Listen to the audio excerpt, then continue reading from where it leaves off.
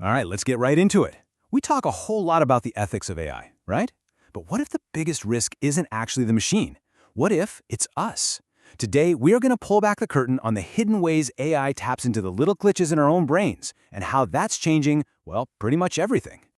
And it all boils down to this one big question. We know AI can be flawed. We know it can have biases. Sometimes it's just flat out wrong. So why do we so often find ourselves just going with its answers, even when our gut tells us not to? Well, the answer is pretty wild, and it's buried deep inside our own minds. And look, let's be super clear here. AI is an unbelievably powerful tool. I mean, it's speeding up scientific discovery, it's making education more personal, it's really opening up entirely new worlds. The opportunities are just massive, which is exactly why we have to get a handle on the pitfalls.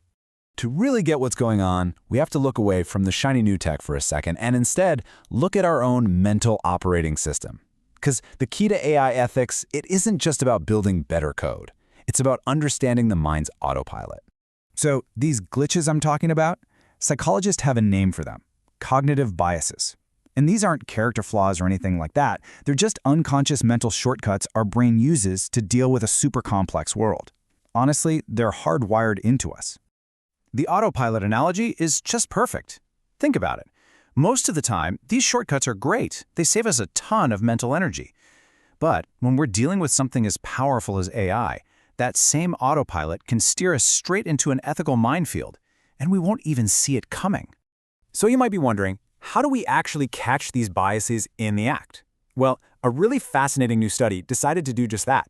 They built a one-of-a-kind simulation to see exactly what happens when our human biases meet artificial intelligence.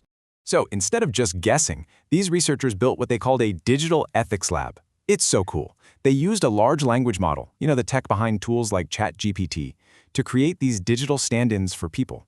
They programmed these agents with our known cognitive biases, and then basically dropped them into tricky ethical situations involving AI to see what they do. Okay, this diagram might look a little complicated, but the process is actually pretty brilliant. They started at the top by designing a prompt that mashed together an ethical problem with a specific cognitive bias. Then, they fed that into the AI to create thousands of different interactions. And finally, down at the bottom, they analyzed all that data to spot the patterns, to see just how often a specific bias led to a bad decision. It's a really smart way to test these ideas. Now, this is a super important point. Everything we're about to see comes from this simulation. It's a proof of concept. It shows us how these things could play out, but it's not a study of actual, real-life people. Still, what they found is incredibly revealing.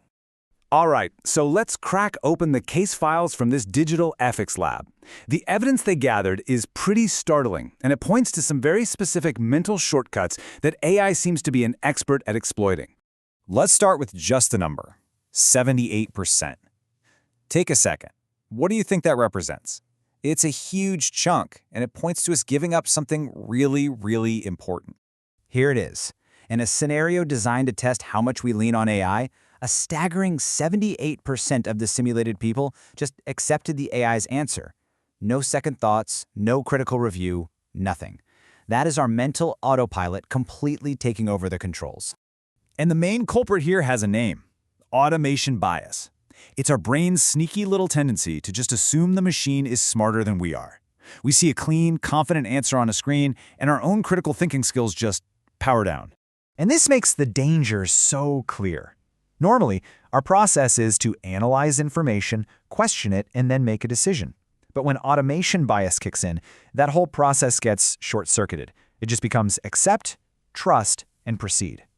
We're literally outsourcing our judgment. Okay, you ready for the next number? 71%. And this one is going to hit pretty close to home for anyone who's ever been a student or a teacher. Yeah, in the simulation that looked at academic misconduct, 71% of the agents ended up doing something unethical, like plagiarizing. And here's the kicker. It wasn't because they were programmed to be cheaters. It was because their cognitive biases made it seem, well, normal.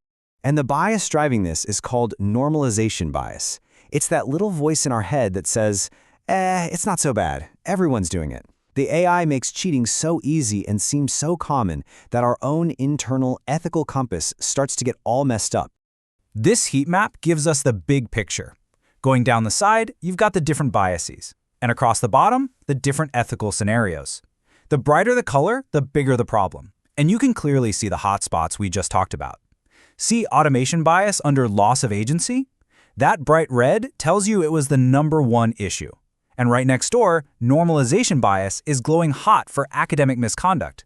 This is basically a map of our biggest vulnerabilities. So yeah, the simulation paints a pretty serious picture. But it's not all doom and gloom, because it also shows us the way forward. The goal isn't to ditch AI, it's to get way smarter about how we use it, and that starts with getting smarter about ourselves. And this is the main takeaway, the thing to really let sink in.